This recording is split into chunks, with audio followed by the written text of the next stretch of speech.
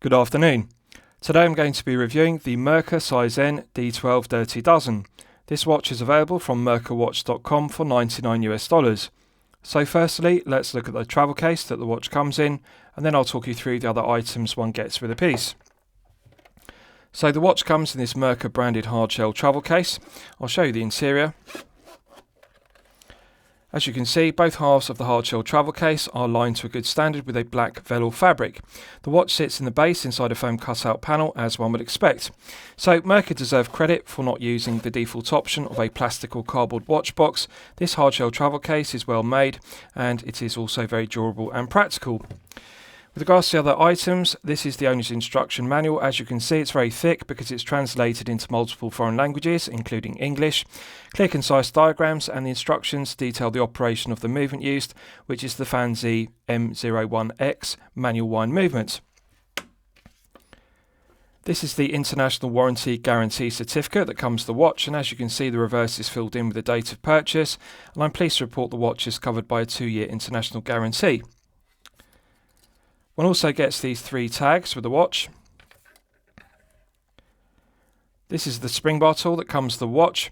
It has a 2-prong fork at one end and a push pin at the other end. Now, one doesn't actually need a spring bar tool for this watch because it benefits from quick release stainless steel spring bars, so one can remove the strap using the quick release spring bars, but it's nice to get it included. And lastly, one also gets this Merkur branded microfiber polishing cloth. I always think it's a nice touch to get a branded microfiber polishing cloth irrespective of the price point of a piece. So with regards to the specifications of the piece, this is the Merkur Seizenn D12 Dirty Dozen. We have a 38.6mm lug diameter, we have a 46.8mm lug-to-lug measurement, a thickness of 11.6mm and a lug width of 20mm. The canvas fabric strap is straight and parallel, it doesn't taper, it's 20mm at the lugs and also 20mm at the buckle and tang. Now, disappointing cross-cutting measure because the buckle is sterile, it's not signed, it should be engraved with either Merkur or Seizenn, so it's a shame they have used that cross-cutting measure. But on a positive note, it's mirror polished to a good standard, and it's a nice heavy gauge of metal to the 316L grade stainless steel buckle. 2 stainless steel keepers on the canvas fabric strap, mirror polished to a good standard, and they're both fixed. They're stitched either side to prevent them sliding out of position. Now, it's good that they've used a strip of fabric which is stitched around the perimeter because that prevents the holes in the canvas fabric from fraying and also elongating with regular use, but they should have used a longer strip of fabric and included more holes to better fine-tune the length of the strap. There's not enough holes in it. The fabric is canvas material rather than being nylon as per a NATO strap, and it's very stiff, it's a very thick strap. And the problem with using canvas is it's a very rough material, so it doesn't feel smooth on the underside or the edges, it actually feels scratchy and irritating. So I would prefer if they'd used a nylon NATO strap, which would have been more soft and supple and therefore more comfortable to wear. But on a positive note, it uses quick release spring bars rather than conventional spring bars, and therefore it's easy to remove the strap. One doesn't need the included spring bar tool. With regards to the rest of the specification, we have a double domed boxed top hat style crystal, but however it's not made from sapphire crystal as one would expect. They've chosen to use K1 hardened glass, which is a cost-cutting measure and therefore disappointing. K1 hardened glass really is a compromise between acrylic crystal and sapphire crystal. So acrylic crystal is softer and therefore more prone to being scuffed and scratched. Sapphire crystal is harder and therefore more scratch resistant. K1 hardened glass really is a compromise between the two because it's less expensive than sapphire and harder and more scratch resistant than acrylic.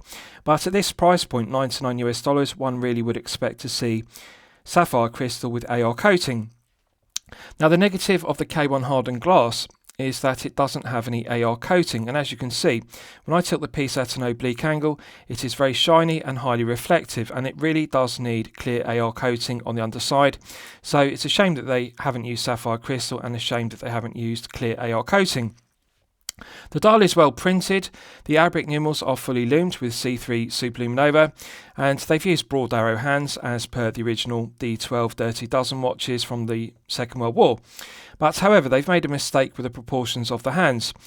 The broad arrow hands, the hour hand and the minute hand, are correctly proportioned. You can see the tip of the minute hand reaches all the way to the rail track chapter ring, so that's correct. And the broad arrow hour hand extends all the way to the Arabic numerals on the dial, so they are correctly proportioned. But if you look at the 6 o'clock subdial, you can see the second hand on the subdial is too short. It doesn't reach to the minute ticks on the subdial, so they really need to scale up the proportion of the subdial second hand because it does look too short.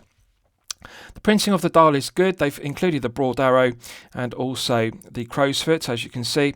So we have Seizenn nicely printed, and the dial is very well executed. It has the perfect symmetry and clearly legible dial layout as per the D12 Dirty Dozen watches. So it's just a shame that they didn't get the proportion correct of the 60-second hand. Now, with regards to the bezel, they've made a mistake because, as you can see, the stainless steel bezel is mirror polished. This is meant to be a field watch, and field watches are meant to be matte finish. They should either be brushed satin finish or alternatively matte bead blasted finish. There should not be any mirror polished metal on a field watch, and as you can see, they have highly polished the bezel to a mirror polish. This would have looked better if it was brushed satin finish or matte bead blasted finish.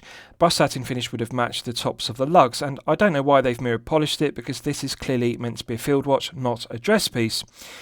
With regards to the crown, it's a push-pull crown, coin edge finished, solid 316L grade stainless steel, and also signed with a Merkur M emblem. So finished to a good standard. The push-pull crown provides an effective hermetic seal to 50 metres, which is perfectly acceptable for a field watch. So, as it's a push-pull crown, in the closed position, one can manually wind the movement, which Merkur call the Fancy M01X. Now, it's not particularly pleasant to manually wind. One can feel the tension in the mainspring gradually building up to its maximum 40 hours, but there is a lot of friction and resistance in it, and it doesn't feel as smooth to manually wind as an automatic, as per the NH35A, for example. It takes a lot of pressure to rotate the crown and to manually wind it, so one can feel the tension building up, but it just doesn't feel very smooth to manually wind. Pulling it out to the first click position is the time setting position. Now, the negative of the movement, the Fancy M01X, is it does not hack. If you look at the 60-second subdial, you can see the second hand continues to run. We're now in the time setting position, but as you can see, it cannot be stopped. So that's a negative if you like to set your time precisely to the second and hack the movements. This movement doesn't have hacking. There's also some backplay, both clockwise and anti-clockwise. For example, when I rotate the crown clockwise and anti-clockwise, if you look closely there, I'm rotating the crown clockwise and anti-clockwise, but the minute hand isn't moving. And that's the amount of backplay we're looking at. So it's got some backplay both clockwise and anti-clockwise. There isn't an immediate pickup between rotating the crown and the minute hand moving. As you can see, there is some slack. So it's disappointing. But having said that, there's light resistance to the gearing and one can set the time, but of course one has to take into account the backplay clockwise and anti-clockwise when rotating the minute hand. Pushing it back in's got a nice positive click, and that reinstates the hermetic seal to 50 metres. But it's just a shame it doesn't have hacking. With regards to the case back, it's solid 316L grade stainless steel, engraved to a good standard, as you can see, with a crow's foot. Also has www, and it's engraved with a serial number. So the engraving is good quality. The drilled holes are also done to a good standard. No sharp edges, no burrs. The circumference is mirror polished, and that contrasts with the concentric CNC lathe tool machining to the centre section. So it's a well finished screw down stainless steel case back, which provides 50 metres of water resistance. The underside to the head of the piece is well finished. The flanks are also well finished with brushed satin finishing, and also the tops of the lugs. We've also got holes in the flanks, which mean it's easy to remove the strap, but we don't actually need holes in the flanks because, as I've detailed, we have quick release stainless steel spring bars. Right, so I'll give you a wrist shot and you can see how it fits on my 8-inch wrist. Now, I can just engage the tang in the buckle to the second hole, but it's just a fraction too short for my 8-inch wrist. However, I can just get the end of the strap engaged in the first fixed keeper. So for an 8-inch wrist, this would need to be 1 inch longer, but for the majority of collectors with a 6 to 7-inch wrist, this will fit no problem whatsoever. It would actually fit up to a maximum 7.5-inch wrist. So 38.6mm head of the piece, and it's 46.8 lug to lug. It's a compact piece and therefore it's best suited to collectors with a smaller wrist of 6 to 7 inches. If you have a 7 to 8 inch wrist, you may find that it doesn't have enough wrist presence, but it does feel very lightweight and very comfortable, as it's only 65 grams on this canvas fabric strap. I think the comfort level of this piece could be greatly enhanced if it were on a nylon NATO strap, because this canvas strap really does feel very rough. It doesn't feel smooth and it's also very stiff. It doesn't flex around the wrist, and the edges to the underside also feel scratchy. So it's an abhorrent strap, and really this would look better on a grey NATO strap and it would be more comfortable. But having said that, they've made the correct decision by using a straight parallel 20mm at the lugs, 20mm at the buckle and tang strap. It's just a shame it's not a NATO strap. So it's a low profile piece, it's only 11.6mm, and that is the kind of thickness one would expect with a quartz powered piece. That is the benefit of using a mechanical manual wind piece versus an automatic with a rotor, because if this had an automatic movement such as the NH35A, it would need to be circa 13mm in order to house the rotor within the case back. But because this is a manual wind movement, it's thinner, and therefore they've got the thickness down to 11.6, even though it has a boxed top hat crystal. So very aesthetically pleasing, but unfortunately highly reflective due to the mirror polished bezel, which should be brushed satin finish, and also the lack of AR coating on the underside of the K1 hardened glass. It really would be much better and much more legible if it had a double dome sapphire crystal with blue tinted or white or clear AR coating. As you can see, it's very shiny and very reflective, so it's a shame they made those errors. Right, so let's do a lume test and we'll see how the lume performs when it's charged up to the absolute maximum. So as always, I'm going to use my 100 UV LED torch to charge it up to the absolute peak. Right, so that's now fully charged, and as you can see, they are clearly using C3 Superluminova. Nice green tone match to the printed Arabic numerals and indices on the dial, and also it's good that they fully loomed the minute ticks on the 60-second sub dial. But however, they've made the mistake by not looming the 60-second hand on the sub dial. So as you can see in the dark, one cannot read where the seconds hand is because there's no loom on the hand. Also, they made the hands too short in any case, so if they had loomed it, would have been difficult to register it against the minute ticks. But as you can see, the broad arrow hands are well loomed, and I like the green tone. It looks like tritium loom, and the Arabic numerals are fully loomed, so the legibility of the dial is very good. The legibility of the broad arrow hands is good. It's just a shame that they didn't loom the second hand on the sub dial, because really there's no point in having loom on the sub dial if one doesn't have a hand to read the sub dial with. As you can see, there's no second hand. It looks like it's black, it's invisible. So it really is a shame. They've loomed the sub dial, but they didn't loom the hand. So that's a really big mistake. Right, so let's discuss the movement used. So Merkur called the movement the Fanzi M01X. I'll explain what that is in reality. The Fanzi M01X is actually a Chinese standard movement. And Chinese standard movements are referred to as CSM or Tongji movements. So CSM Tongji movements have been made since 1972. Therefore, they are a reliable, well-proven workhorse manual wind movement. The CSM Tongji has 17 joules. It runs at 21,600 vibrations per hour and a frequency of 3 Hz. It has hand winding, but as I've demonstrated, the negative is it does not hack. It doesn't have hacking, so one can't stop the second hand to set the time precisely to the second. 40-hour power reserve is perfectly acceptable. Now, the stated accuracy of the CSM Tongji is plus or minus 30 seconds per day, so a rather wide accuracy range. This one is running consistently at plus 20 seconds per day when it's fully wound to its maximum 40 hours, so it's running very fast. Plus 20 isn't impressive accuracy, and that is the main negative of the CSM Tongji movements. They are reliable, they are well proven, and they are a good solid workhorse movement, but they're not particularly accurate.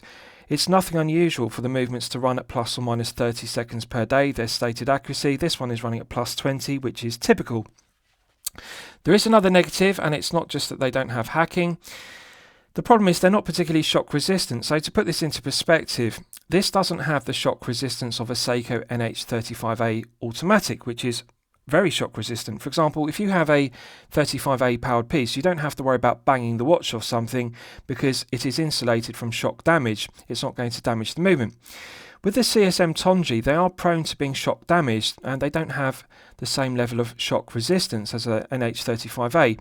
So one has to be more careful with this watch not to bang it off something, because any shock damage will knock the regulation of the movement out, even worse than the plus or minus 30 seconds per day. So they're not a very shock resistant movement, although they are very reliable otherwise. I think that Merkur have made a mistake by using what they call the fancy M01X, which is in reality is the CSM Tonji from 1972. A better choice of movement would have been the Seiko VD78 Quartz, which is used in the Baltony D12 Dirty Dozen, because it has a subdial at 6 o'clock. So they could have still run the 6 o'clock subdial and retained the D12 dial layout. But the Seiko VD78 is more accurate, it's more reliable, it is more shock resistant, and it runs at the same kind of beat rate. It has 4 ticks per second, but it is very similar to the 6 beats per second of an NH35A, for example. Now, the benefits of the VD78 is it's a quartz, so therefore it would still be thin. They could still keep the thickness of this piece down to 11.6. So really, I think the Seiko VD78 would have been a better choice rather than using the fancy M01X, which in reality is the CSM Tonji. So, disappointing choice of movements, really. Yes, the CSM Tonji is reliable, but I dislike the fact it's not accurate, and I also dislike the fact it's not shock resistant. So lastly, I'll summarise the piece. What do I think of it overall? Well, when I'm considering reviewing a watch on my channel, the watch meets 2 criteria. It should be both excellent quality and excellent value at the respective price point. So $99 is the price point of this piece. It is exactly the same price point as the Baltony D12 Dirty Dozen, which I've previously reviewed. The Baltony D12 has sapphire crystal with AR coating. It also uses C3 Superlume Nova, and it uses the Seiko VD78, which I've detailed is a better quality quartz movement. Screw down crown, and also it has 100 meters. This has a push-pull crown and 50 meters.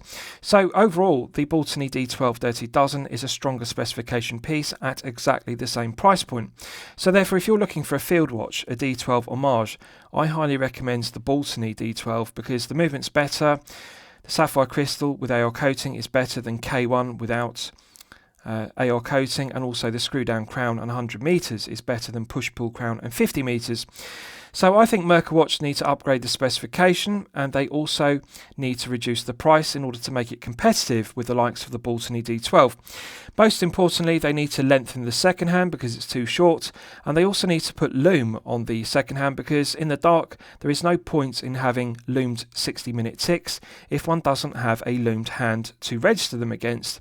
So unfortunately, this is a disappointing piece. The mirror polished bezel is a disappointment. The K1 mineral glass is a disappointment. And I really think that there are too many shortcomings for me to recommend it. So I'm going to say it's okay value and okay quality at $99, but there are better options for the same price, such as the Baltony D12. So I hope you've liked my review of the Merkur Seizenn Dirty Dozen. Please feel free to post your own comments below the video. Thank you very much.